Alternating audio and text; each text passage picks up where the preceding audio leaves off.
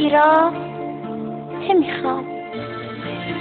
دوست دارم قایق سواری رو، ولی جز تو از هیچ کسی دریا نمیخوام. من تو رو میخوام، اونا رو نمیخوام.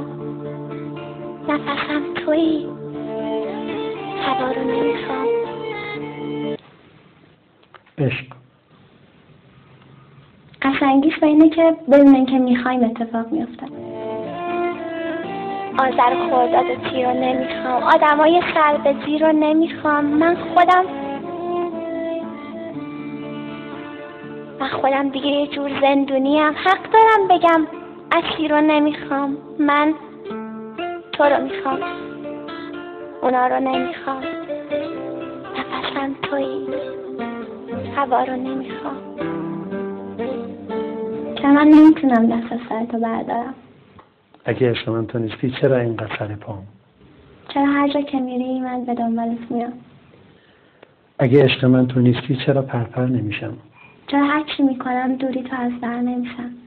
اگه عشق من تو نیستی چرا قلبم میزنه؟ چرا وقتی نباشی قلب ترانه میشکنه؟ عشق من تو نیستی چرا میلرزه تنم؟ چرا از نبودن خیلی ساده میشکنم؟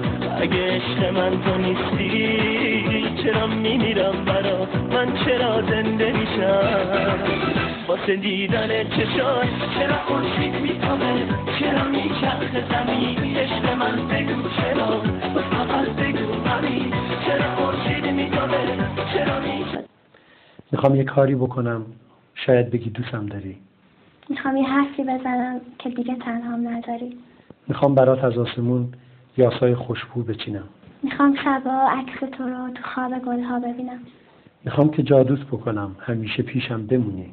از کتاب زندگیم یه حرف رنگی بخونی. امشب میخوام برای تو یه فال حافظ بگیرم. اگر که خوب در نیامد به احترامت بمیرم. امشب میخوام تا خود صبح فقط برات دعا کنم. برای خوشبخت شدنت خدا خدا خدا کن. میخوام برای تو یه فال حافظ بگیرم.